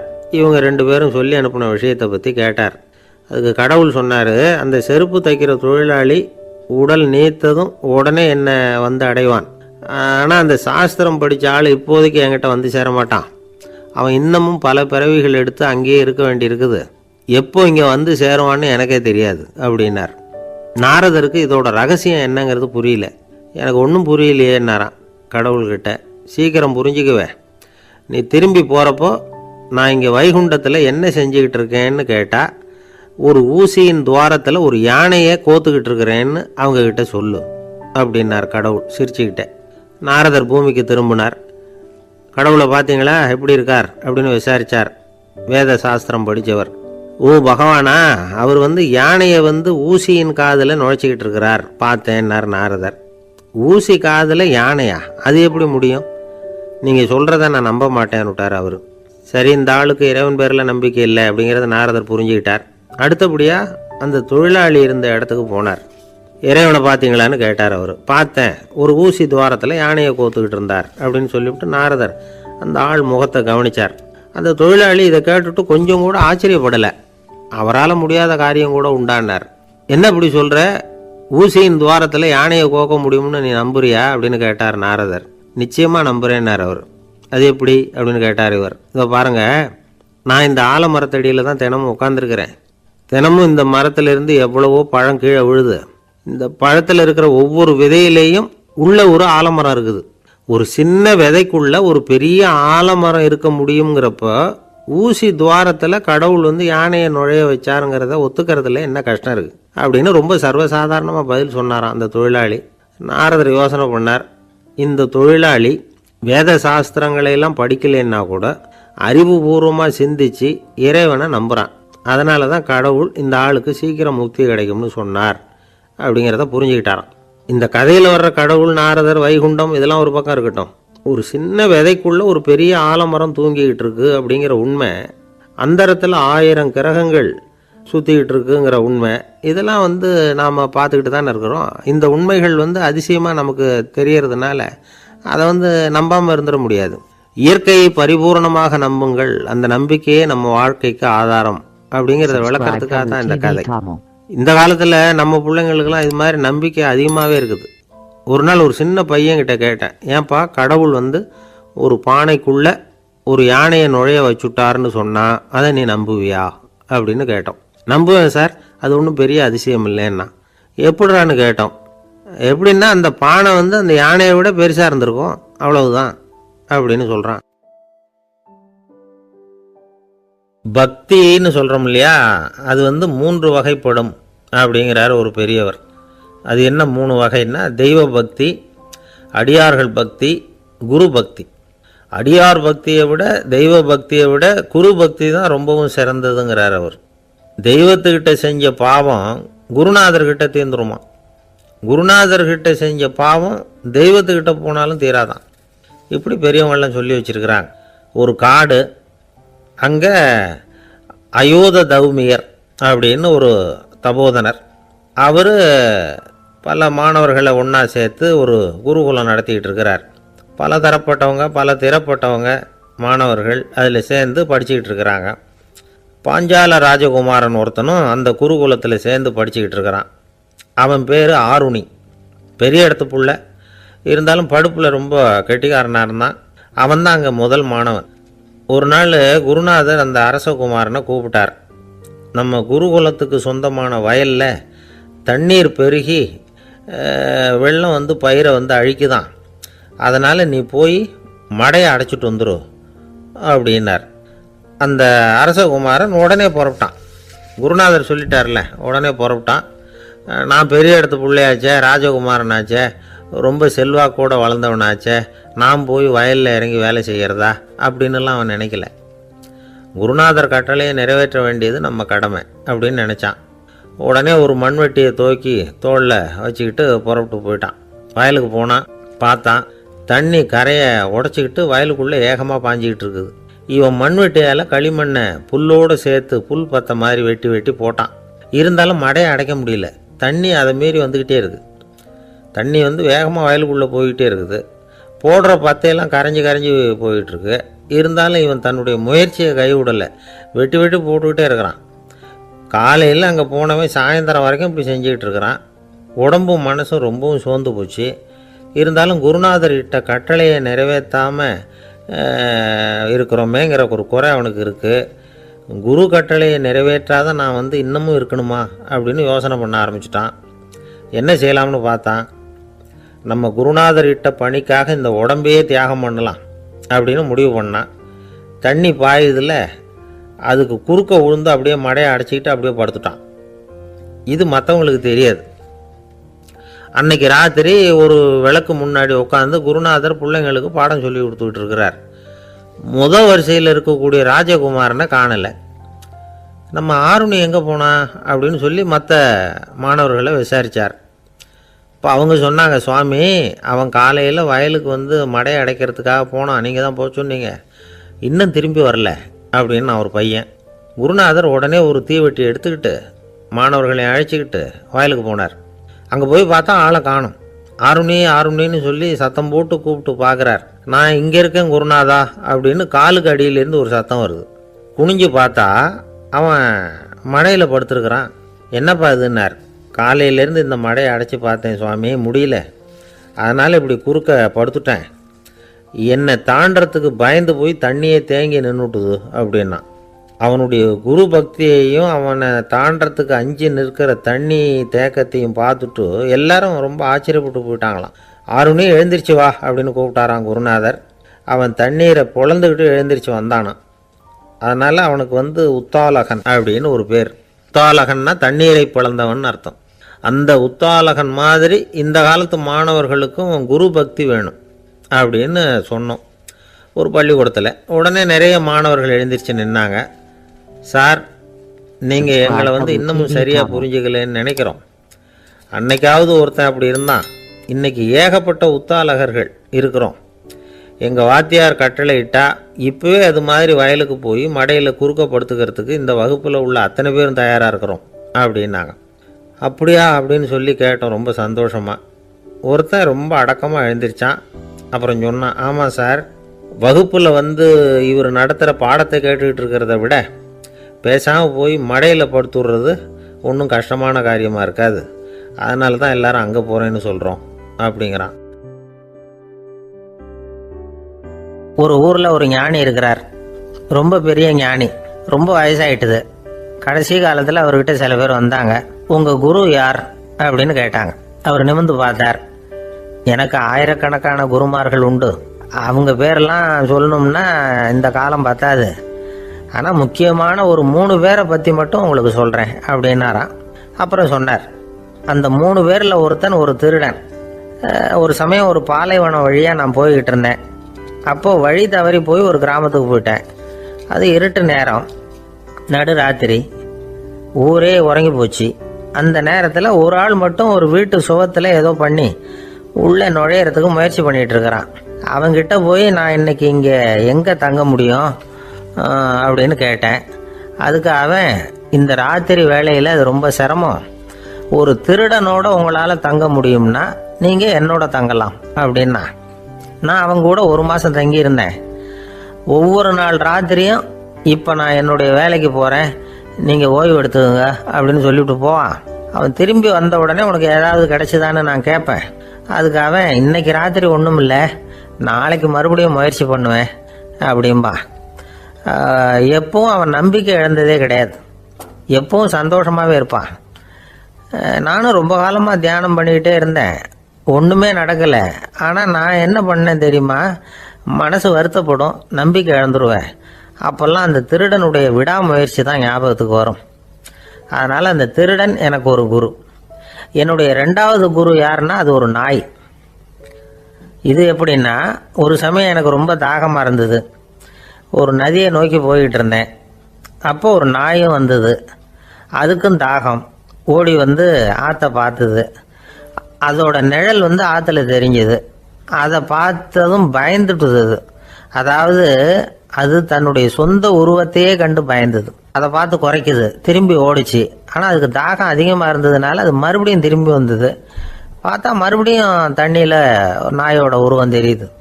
இப்படி சில தடவை பண்ணிச்சு. இருந்தாலும் கடைசியில் தண்ணியில் குதிச்சுட்டுது துணிஞ்சி. இப்படி குதித்த உடனே அதோட உருவமும் மறைஞ்சுட்டுது. இதை பார்த்தேன். நான் என்ன புரிஞ்சுக்கிட்டேன்னா, எவ்வளவுதான் பயம் இருந்தால் கூட ஒருத்தன் தைரியமாக காரியத்தில் இறங்கணும் அப்படிங்கிறத புரிஞ்சுக்கிட்டேன். இந்த போதனை அந்த நாய்கிட்ட இருந்து எனக்கு கிடைச்சிது. இது ஒன்று. அடுத்தது என்னுடைய 3வது குரு யாருன்னா அது ஒரு சின்ன குழந்தை. நான் ஒரு சமயம் ஒரு நகரத்துக்கு போனேன். அங்கே ஒரு குழந்தை எரிகிற மெழுகுவத்தி ஒன்று எடுத்துக்கிட்டு வந்தது. நான் அந்த குழந்தைய பார்த்து வேடிக்கையாக கேட்டேன், ஏன் பாப்பா இந்த மெழுகுவத்தியை நீயாவே கொளுத்துனியா அப்படின்னு கேட்டேன். ஆமான்னுது அந்த குழந்தை. சரி, இந்த மெழுகுவத்தி முன்னாடி எரியாமல் இருந்தது, இப்போ எரியுது. இந்த மெழுகுவத்திக்கு வெளிச்சம் எங்கேருந்து வந்தது, அதை எனக்கு காட்ட முடியுமா அப்படின்னு கேட்டேன் அந்த குழந்தைகிட்ட. இதுக்கு அந்த குழந்தை சிரிச்சுக்கிட்டு அந்த மெழுகுவத்தியை ஊதி அணைச்சுட்டுது. அதுக்கப்புறம் என்னை பார்த்து கேட்டுது, இப்போ இந்த மெழுகுவத்தியின் வெளிச்சம் போனதை பார்த்தீங்க இல்லையா, அது எங்கே போச்சுன்னு எனக்கு சொல்லுங்க அப்படின்னுது. அந்த குழந்தை இப்படி கேட்டதும் என்கிட்ட இருந்த ஆணவம் அழிஞ்சுட்டுது. நான் படித்ததெல்லாம் அந்த வினாடியில் சுக்கு நூறாக போயிட்டுது. என்னுடைய முட்டாள்தனத்தை நான் உணர்ந்தேன் அப்படின்னு இவ்வளவும் அந்த ஞானி விவரமாக சொன்னாராம். அதனால் நாம் இன்னார்கிட்ட இருந்து தான் இதை கற்றுக்கணுங்கிறது இல்லை, யாருக்கிட்ட இருந்தும் எதையும் கற்றுக்கலாம். நம்மால் ஒருத்தன் ஒரு நாய் வளர்த்துக்கிட்டு இருந்தான். அந்த நாய்க்கு வால் கிடையாது. யாரோ ஏற்கனவே வெட்டி எடுத்துட்டாங்க. இந்த நாய் தான் சார் எனக்கு குரு, அதுகிட்டே இருந்து கூட நான் பாடம் கற்றுக்கிட்டு இருக்கிறேன் அப்படின்னா. அப்படி என்ன கற்றுக்கிட்டேன் இந்த வால் இல்லாத நாய்கிட்டே இருந்து அப்படின்னு கேட்டோம். நாம் யாருக்கிட்டையும் வாலாட்டக்கூடாது அப்படிங்கிற பாடத்தை அதுகிட்டே இருந்து தான் நான் கற்றுக்கிட்டேன் அப்படின்னா. ஒரு ஊரில் ஒரு துறவி இருந்தார், புத்த சமய துறவி. அந்த ஊர் மன்னன் அவரை பற்றி கேள்விப்பட்டிருக்கான். ஒரு நாள் புறப்பட்டு போனான். துறவியின் பாதங்களை தொட்டு வணங்கினான். அதுக்கப்புறம் சொன்னான், ஐயா, நான் உங்களை அரண்மனைக்கு அழைச்சிட்டு போகிறதுக்காக வந்திருக்கிறேன். இனிமேல் நீங்கள் இங்கே எதுக்கு இருக்கணும் அப்படின்னானா. அவன் மனசுக்குள்ளே என்ன நினைப்புன்னா, இவர் எங்கே வர போகிறாரு, நான் ரொம்ப எளிமையானவன், எனக்கு எதுக்கு அரண்மனை வாசம்னு சொல்லி விடுவார் அப்படின்னு நினச்சிருக்கான். ஆனால் அந்த துறவி என்ன பண்ணார் தெரியுமா? அப்படியா, சரி போகலாம், வா, போய் உன் ரதத்தை கொண்டுட்டு வா, அரண்மனைக்கு போகும்பொழுது அதுக்கு தகுந்த மாதிரி ஆடம்பரமாக போகணும் அப்படின்னு விட்டாரான். துறவி இப்படி சொன்னதும் அந்த மன்னனுக்கு மனசுக்குள்ள சந்தேகம் வந்துட்டுது. இவர் உண்மையிலேயே துறவி தானா, ஏமாத்து பேர் வழி மாதிரி தெரியுதே அப்படின்னு நினச்சிருக்கான். இருந்தாலும் இனிமேல் என்ன பண்ணுறது, சொல்லியாச்சு. ரதத்தை கொண்டுகிட்டு வந்தான். துறவி ஏறி உட்காந்தார். பக்கத்தில் ராஜா. அவர் ரொம்ப உற்சாகமாக வரார். இவன் ரொம்ப சோர்ந்து போய் வரான். துறவி மரத்தடியிலேயே வாழ்ந்து பழக்கப்பட்டவர், அரண்மனையில் எளிமையாக ஒரு இடத்துல உட்காந்துக்குவார் அப்படின்னு நினச்சான். ஆனால் அப்படி இல்லை. அரண்மனைக்கு வந்த உடனே அந்த துறவி அதை கொண்டுட்டு வா, இதை கொண்டுட்டு வான்னு சொல்லி உத்தரவு போட ஆரம்பிச்சுட்டார். அரண்மனையில் இருந்தால் அரசனை மாதிரி இருக்கணும் அப்படிங்கிறார். ராத்திரி பூரா சௌரியமாக தூங்கினார். பகலில் அரண்மனை தோட்டத்தில் உலாவ வேண்டியது, நீச்சல் குளத்தில் குளிக்க வேண்டியது, இப்படியே பொழுது போக்கிட்டு இருக்கிறார். அந்த அரண்மனையில் துறவி மகிழ்ச்சியாக இருக்கிறார். மன்னனால் அப்படி இருக்க முடியல. அவருக்கு எந்த கவலையும் இல்லை, இவனுக்கு அரசாங்க கவலைகள். துறவி அப்படி இருக்கிறத இவனால் தாங்கிக்க முடியல. ஒரு நாள் அவர்கிட்டே போய், நான் உங்ககிட்ட கொஞ்சம் பேசணும் நானா. துறவி பார்த்தார். நான் இந்த அரண்மனைக்கு வரும்பொழுதே நீ என்னமோ என்கிட்ட கேட்கணும்னு நினைச்ச, ஏன் காலதாமதம், நீ அனாவசியமாக உன்னையே தொந்தரவு பண்ணிட்டு இருக்கிற, நீ கவலையாக இருக்கேங்கிறது எனக்கு புரியுது. நான் மரத்தடியில் இருந்தப்போ கூட என்னை அடிக்கடி சந்திச்சுக்கிட்டு இருப்பேன், ஏதாவது விளக்கம் கேட்கறது உண்டு. இங்கே வந்த பிறகு என்னை சந்திக்கிறது கூட அபூர்வமாக போயிட்டுது. நீ இப்போ என்ன கேட்க போறேங்கிறது எனக்கு தெரியும், இருந்தாலும் கேள் அப்படின்னாராம். வேற ஒன்றும் இல்லைங்க. இப்போ உங்களுக்கும் எனக்கு என்ன வித்தியாசம்? 2 பேரும் அரண்மனையில் தான் இருக்கிறோம். நீங்கள் மகிழ்ச்சியாக இருக்கிறீங்க, நான் அப்படி இருக்க முடியல. இவ்வளவுக்கும் நீங்கள் முன்னாடி இருந்தது மாதிரி இல்லை. தினமும் தங்க தேர் கேட்குறீங்க, உயர்தரமான ஆடைகள் அணிகிறீங்க, சுவையான சாப்பாடு. இப்படி இருக்கிறப்போ உங்களுக்கும் எனக்கு என்ன வித்தியாசம்? இதுதான் மன்னனுடைய கேள்வி. இதுக்கு பதில் சொல்கிறேன், என் கூட புறப்பட்டு வா, இந்த நகரத்துக்கு வெளியில் போவோம் அப்படின்னு சொல்லி அரசனை கூப்பிட்டுக்கிட்டு ஊர் எல்லைக்கு வந்து சேர்ந்தார் துறவி. அங்கே போய் சொன்னார், இதை பாருப்பா, இந்த இடத்த தான் தேடிக்கிட்டு இருந்தேன். இனிமே நான் வந்து திரும்பி வரப்போறதில்ல. நீ என்னோட வர்றியா திரும்பி போறியா அப்படின்னார். நான் எப்படிங்க உங்கள் கூட வர முடியும்? என்னுடைய நாடு, என்னுடைய சொத்துக்கள், மனைவி, மக்கள் எல்லாத்தையும் விட்டுட்டு எப்படிங்க வர்றதுன்னா. இப்போ அந்த துறவி சொன்னார், இப்போ வித்தியாசத்தை தெரிஞ்சுக்கிட்டியா? நான் அரண்மனையில் இருந்தேன், எல்லா வித பொருள்களும் உடையவனா இருந்தேன், ஆனால் எதையும் சொந்தம் கொண்டாடுறவனா இருக்கல. ஆனால் நீ அப்படி இல்லை, எல்லாத்தையும் சொந்தம் கொண்டாடிக்கிட்டு இருக்கிற. இதுதான் நமக்குள்ள வித்தியாசம் அப்படின்னு சொன்னார். அரண்மனை ஆடைகளை அப்படியே கலைஞ்சார், அரசங்கிட்ட கொடுத்தார். உன்னுடைய ஆடைகளை நீயே வச்சுக்கோன்னார். அவர் பாட்டுக்கு நடந்து போனார், திரும்பியே பார்க்கல. அரசனுக்கு அப்பதான் தன்னுடைய அறியாமை விளங்குச்சான். இதுல இருந்து நாம புரிஞ்சுக்க வேண்டியது என்னன்னா, இந்த உலகத்துல எத்தனையோ பொருள்கள், அதையெல்லாம் முறையா பயன்படுத்தினா மகிழ்ச்சி. அதை விட்டுட்டு அதுக்கெல்லாம் சொந்தம் கொண்டாட ஆரம்பிச்சா கவலை. நம்ம ஆட்கள் வந்து சொந்தம் கொண்டாடுற விதமே தனி. ஒரு ஆளு இன்னொருத்தங்கிட்ட ஒரு கொடை கடன் வாங்கியிருந்தான், திருப்பி கொடுக்கல. கொடையை கொடுத்தவன் கேட்டான், என்கிட்ட கடன் வாங்கினிய கொடை, அதை கொஞ்சம் திருப்பி தர்றியான்னா. அது உனக்கு இப்போ அவசரமா தேவைப்படுதா அப்படின்னு கேட்டான் இவன். எனக்கு தேவைப்படல, அந்த கொடையை நான் யாருக்கிட்ட வாங்கியிருந்தேனோ அவனுக்கு இப்போ அது அவசரமா தேவைப்படுது அப்படின்னு அந்த ஆள். ஒரு கோவில்ல ஆன்மீக சொற்பொழிவு நடந்துகிட்டு இருக்குது. ஒரு பெரியவர் பேசிக்கிட்டு இருக்கார். கடவுளை பத்தியும் சொர்க்கத்தை பத்தியும் மனுஷனை பத்தியும் அவர் விவரமா பேசுறார். எல்லாரும் உட்காந்து கேட்கறாங்க. அந்த கூட்டத்துல ஒரு தத்துவ ஞானியும் உட்கார்ந்துருக்கிறார். அவர் அவருடைய நண்பர். பேசி முடிச்சதும் அந்த பெரியவர் மேடையை விட்டு இறங்கினார். நேரா அந்த தத்துவ ஞானிகிட்ட வந்தார். எப்படி இருந்தது என்னுடைய பேச்சு அப்படின்னு கேட்டார். நீங்க பேசினது ஒண்ணுக்கு ஒண்ணு முரண்பாடா தெரிஞ்சது அப்படின்னாரா இவர். நான் என்ன அப்படி தப்பா பேசிவிட்டேன் அப்படின்னாரா அவரு. கடவுளை நம்புகிறவன் சொர்க்கத்துக்கு போவான்னு சொன்னீங்க, அப்புறம் நல்ல விதமா வாழறவன் சொர்க்கத்துக்கு போவான்னு சொன்னீங்க அப்படின்னாராம். இதுல என்ன முரண்பாடுன்னு கேட்டிருக்காரு அவர். இதுலதான் முரண்பாடு தெரியுது எனக்கு. அதாவது இங்க ஒருத்தன் எல்லா தப்பும் பண்ணிட்டு இருக்கிறான், அவன் வந்து கடவுளை நம்பினான்னா அவன் சொர்க்கத்துக்கு போவானா? இது என்னுடைய முதல் கேள்வி. இல்லைன்னா ஒருத்தன் வந்து எந்த தப்பும் பண்ணல, ரொம்ப ஒழுங்கா வாழ்ந்துகிட்டு இருக்கிறான், ஆனா அவன் கடவுளை நம்பல, அவன் என்ன நரகத்துக்கு தான் போவானா?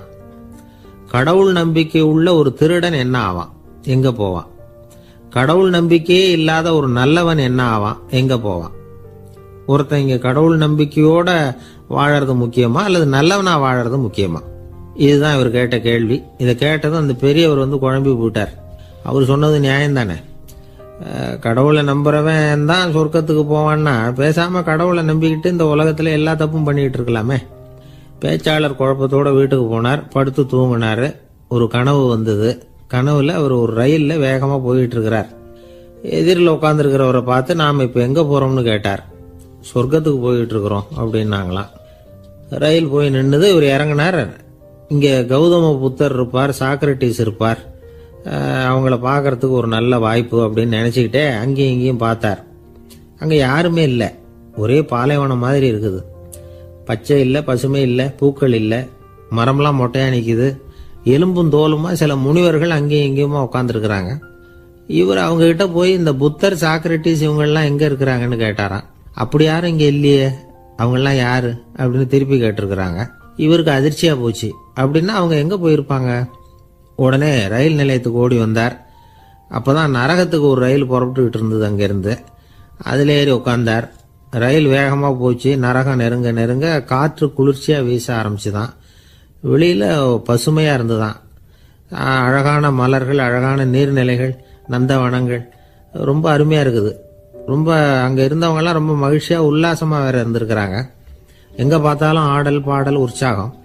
இவர் ரயிலை விட்டு இறங்கினார். அவருக்கு சந்தேகம், இதுவா நரகம் அப்படின்னு விசாரிச்சிருக்கார். ஆமா, இதுதான் நரகம் நாங்களாம். எனக்கு ஒரு சந்தேகம் இருக்காரு. என்னன்னு கேட்டிருக்காங்க.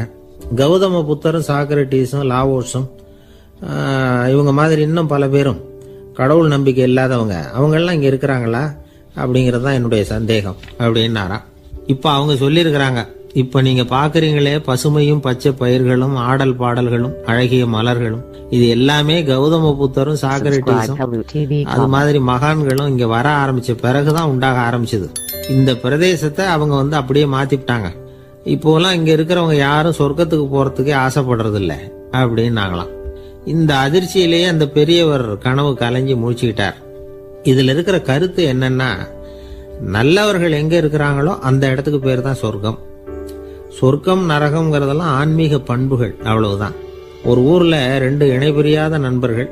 ஒருத்தன் கேட்டான், இப்ப கடவுள் நம்ம முன்னாடி வந்து உங்க 2 பேர்ல யாராவது ஒருத்தர் மட்டும் என்னோட சொர்க்கத்துக்கு வரலாம் அப்படின்னு கூப்பிட்டா நீ என்ன சொல்லுவேன்னு கேட்டானா. இவன் ரொம்ப பெருந்தன்மையா உன்னையே அழைச்சிட்டு போக சொல்லிடுவேன் அப்படின்னு இருக்கான். அப்படின்னா உனக்கு சொர்க்கம் வேணாமான்னு கேட்டிருக்கான் அவன்.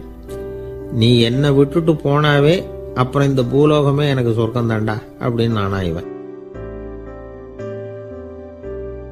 ஒரே ஒரு ஊர்ல ஒரு பாதிரியார் இருந்தார். ரொம்ப நாள் சந்தோஷமா வாழ்ந்தார்.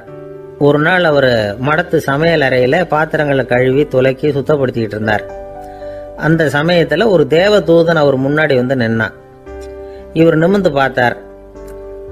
ஆண்டவர் என்னை உங்ககிட்ட அனுப்பியிருக்கிறார், பரலோகத்துல வாசம் செய்யறதுக்கு உங்களுக்கு நேரம் வந்துட்டுது அப்படின்னு அந்த ஆள்.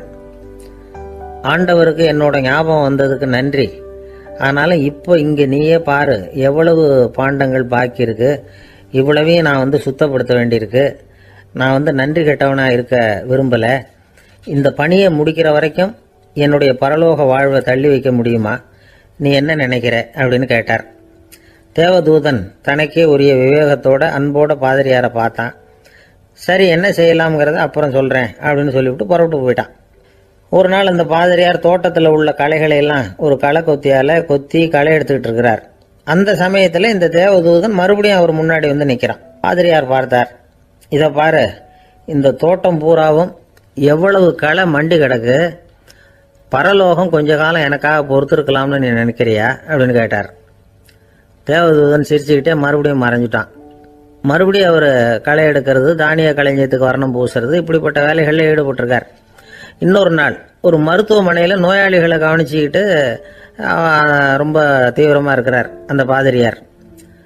ஒரு நோயாளியோட தாகத்துக்கு தண்ணீர் கொடுத்துட்டு நிமிர்ந்து பார்க்குறப்போ தேவதூதன் மறுபடியும் அவர் முன்னாடி வந்து நிற்கிறான். இந்த தடவை பாதிரியார் தன்னலமற்றவரா பேரன்பை காட்டக்கூடிய வகையில் தன்னுடைய 2 கைகளையும் உயர்த்தியபடி தேவதூதனின் கவனத்தை பிணியால் வாடக்கூடிய நோயாளிகளின் பக்கம் திருப்பினாராம். தேவதூதன் ஒன்றும் சொல்லலை, மறைஞ்சிட்டான். அன்னைக்கு சாயந்தரம் பாதிரியார் மடத்தில் உள்ள தன்னுடைய அறைக்கு போய் இளைப்பாறினார். யோசிச்சு பார்த்தார். தேவதூதனையும் தேவதூதனின் விருப்பத்தையும் பல நாள் தள்ளி போட்டு வந்ததையும் அவர் ரொம்ப நினைச்சு பார்த்தார். திடீர்னு தான் முதுமை அடைகிறதையும் சோர்வு அடைகிறதையும் உணர்ந்தார். ஆண்டவரை நினைச்சார். ஆண்டவரே, உம்முடைய தூதனை மறுபடியும் என்கிட்ட அனுப்புனா நான் சந்திக்கிறதுக்கு ஆவலாக இருக்கேன் அப்படின்னு சொல்கிறப்பவே தேவதூதன் பக்கத்தில் வந்து நின்னான். பாதிரியார் நிமிர்ந்து பார்த்தார். நீ இப்போவே என்னை அழைச்சிக்கிட்டு போக விரும்பினா நான் பரலோகத்துக்கு வர்றதுக்கு தயாராக இருக்கேன்னார். தேவதூதன் அந்த பாதிரியாரை அன்போடவும் விவேகத்தோடவும் பார்த்து, நீங்கள் என் கூட பரலோகத்துக்கு வர்ற தயாராக இருக்கிறதா சொல்கிறீங்க, ஆனால் நீங்கள் இதுவரைக்கும் வேற எங்கே இருந்ததா நினைக்கிறீங்க அப்படின்னு நானும். அப்படின்னா இதுவரைக்கும் இருந்த இடம் தான் பரலோகம் அப்படிங்கிறத உணர்த்தியிருக்கிறான். பரலோகம்னா என்னன்னு புரிஞ்சுக்கிறதுக்கு இந்த சம்பவம் நமக்கு உதவியாக இருக்குது. தொண்டு செய்கிறத விட பெரிய செயல் வேற எதுவும் இருக்க முடியாது. அது நம்ம மனசுக்கு கொடுக்குற சுகத்தை வேற எதுவும் கொடுக்க முடியாது. நாம் தொண்டு செய்கிற இடம் தான் அந்த புண்ணிய இடம். ஆனால் இந்த காலத்துல எல்லாம் நாம் தொண்டு செய்யணும்னு நினச்சி ஏதாவது ஆரம்பித்தா கூட அதை ஒரு மாதிரியாக சுற்றி நின்று வேடிக்கை பார்க்க ஆரம்பிச்சிடுறாங்க. ஒரு பெரியவர் அப்படித்தான் ஒரு தொண்டு செஞ்சுக்கிட்டு இருந்தார். ஒரு கோவில் கட்டிக்கிட்டு இருந்தாங்க. அதில் ஒரு இடத்துல ஒரு பலகையை வச்சு ஆணி அடிக்கிற வேலையை செஞ்சுக்கிட்டு இருந்தார் அந்த பெரியவர். ஒரு சின்ன பையன் அதை ரொம்ப ஊக்கமாக அக்கறையாக கவனிச்சுக்கிட்டு இருந்தான். பெரியவர் இதை கவனித்தார். என்னப்பா பார்க்குற, உனக்கும் இது மாதிரி தொண்டு செய்யணும்னு ஆசையாக இருக்கா அப்படின்னு கேட்டார். அதுக்கு அந்த பையன் சொல்கிறான், அப்படி இல்லைங்க, நீங்கள் ஆணி அடிக்கிறப்போ கையில் சுத்தியால் அடிச்சுக்கிட்டா எப்படி துடிப்பீங்க, எப்படி கத்துவீங்கன்னு தெரிஞ்சுக்கிறதுக்காக அதை பார்க்கணும்னு ஆசை, அதுக்காக தான் காத்துக்கிட்டு இருக்கேன் அப்படின்னு நானும். ஒரு ஊரில் ஒரு மன்னர் இருந்தார். அந்த ஊரில் அடிக்கடி சேவல் சண்டை நடக்கிறது வழக்கம். அரண்மனையில் ஒரு ஆள் இருந்தான். மன்னருக்காக அவன் ஒரு சேவல் வாங்கிட்டு வந்தான். சண்டை போடுறதுக்காக அந்த சேவலை தயார் பண்ணிட்டு இருந்தான். கொஞ்ச நாள் ஆச்சு. மன்னர் அந்த ஆளை கூப்பிட்டார். என்னப்பா சேவல் தயாராகிட்டுதா அப்படின்னு கேட்டார். இன்னும் அது தயாராகல மன்னா, இன்னும் வளரல, அதுக்கான தகுதி இன்னும் அதுக்கு வரல அப்படின்னா. எதனால் அப்படி சொல்கிறேன்னாரு. கோபம் ரொம்ப கடுமையாக இருக்குது அப்படின்னா. சரி அப்படின்னு விட்டுட்டார். மறுபடியும் கொஞ்ச நாள் ஆச்சு. இப்போ எப்படி நிலைமை, சேவல் தயாரா அப்படின்னார். இன்னும் இல்லை அரசே, மற்ற சேவல் எங்கேயாவது கூவுற சத்தம் கேட்டால் உடனே இது பரபரப்பாயிடுது. பக்கத்தில் ஒரு சேவலின் நிழலை கண்டா கூட இது பரபரப்பாயிடுது அப்படின்னா. சரி இன்னும் கொஞ்ச நாள் ஆகட்டும்னு விட்டுட்டார். கொஞ்ச நாள் ஆச்சு. இப்போ மறுபடியும் விசாரித்தார். இன்னும் நம்ம சேவலுக்கு அந்த தகுதி வரலமன்னா, போராட்ட உணர்வு அதுக்கு இன்னும் இருந்துக்கிட்டு தான் இருக்குது. உள்ளே மெதுவாக தான் எரிய ஆரம்பிச்சிருக்குது போராட்ட உணர்வு. அப்படி இருக்கக்கூடாது, அது பற்றி எரிய வேண்டாமா அப்படின்னா. இன்னும் கொஞ்ச நாள் ஆச்சு. இப்போ எப்படின்னு கேட்டார். இப்போ அவன் சொன்னான், மன்னா கிட்டத்தட்ட அது போருக்கு தயாராகிட்டுது அப்படின்னு நினைக்கிறேன்னா. எதனால் அப்படி சொல்கிற அப்படின்னு கேட்டார். மற்ற சேவலின் குரலை கேட்டால் அது அசைகிறதே இல்லை, ஒரு பொம்மை மாதிரி ஆயிடுது. அதுக்கு உள்ள ஒரு நுட்பமான விழிப்புணர்வு வந்துட்டுது. அதனால் அது அமைதியாக இருக்குது, மௌனமாக இருக்குது. இனிமேல் அதுக்கு இணையான சேவலே கிடையாது. வெற்றி பெற அது போராட வேண்டிய அவசியமே இல்லை. அதை பார்த்த உடனே எதிரி சேவல்கள் பயந்துட்டு ஓடி போடும் அப்படின்னு சொன்னானான். அந்த சேவலை வளர்த்தவர் சி சிங் சு அப்படின்னு பேர். இந்த சுசுகி சொன்ன கதையும் அது. ஞானிகள் என்ன சொல்கிறாங்க தெரியுமா? அந்த சேவலின் ரகசியத்தை நீயும் கற்றுக்கொள், நீ அப்படி ஆயிடு, சண்டை போடாமலே வெற்றிகள் பெறுகிற நுட்பத்தை புரிந்துகொள். இதுதான் ஞானிகள் உபதேசம். ஒரு குருக்கிட்ட ஒருத்தன் போயிருக்கிறான். எனக்கு சண்டை போட கற்றுக்கணுங்கன்னா அதுக்கு என்ன செய்யணும்னார். என்ன உங்கள் மாணவனாக சேர்த்துங்கண்ணா. சரி இப்போ உன்னுடைய பலம் என்னன்னு கேட்டிருக்கார். இப்போ நான் தனி ஆளாக இருந்து ஒரு 100 பேரை சமாளிப்பேன் நானா. சரி அப்படின்னா என்னுடைய மாணவனாக உன்னை சேர்த்துக்கிறேன்ருக்கார். சேர்த்துக்கிட்டார். 6 மாதம் பயிற்சி கொடுத்தார். அதுக்கப்புறம் இவனை கூப்பிட்டு கேட்டார், இப்போ உன்னுடைய திறமை எவ்வளவுன்னு. இப்போ நான் தனி ஆளாக இருந்து ஒரு 50 பேரை சமாளிப்பேன் நானா. இன்னும் உனக்கு பயிற்சி தேவைன்னாராம். தொடர்ந்து சில நுட்பங்களை எல்லாம் சொல்லி கொடுத்துருக்கிறார். 1 வருஷம் ஆச்சு. எல்லாத்தையும் கற்றுக் கொடுத்துட்டார். அப்புறம் கூப்பிட்டு கேட்டார், இப்போ உன்னுடைய திறமை எப்படிப்பா, எதிரிகள் எத்தனை பேரை உன்னால் சமாளிக்க முடியும்னாராம். அவன் சொன்னான், ஐயா எதிரிகளின் பலம் என்னங்கிறத புரிஞ்சிக்காம அதை நான் சொல்ல முடியாதுன்னு நானும். இனிமேல் உனக்கு பயிற்சி தேவையில்லை, போயிட்டு வான்னு அனுப்பி வச்சுட்டாரான். ஒரு உண்மையை நாம் புரிஞ்சுக்கணும். அதாவது அடிக்கிறதுக்கு நமக்கு துணிச்சல் தேவையில்லை, அடிக்காமல் இருக்கிறதுக்கு தான் துணிச்சல் தேவை. அடித்தா திருப்பி அடிக்கிறவன் மன உறுதி உள்ளவன் இல்லை, அடித்தா திருப்பி அடிக்காமல் இருக்கிறான் பாருங்க, அவன் தான் மன உறுதி உள்ளவன். ஒருத்தன் தலை தெறிக்க வேகமாக ஓடிக்கிட்டு இருந்தானா, எங்கடா ஓடுற அப்படின்னா, எதுக்க வந்தவன். ஒரு சண்டை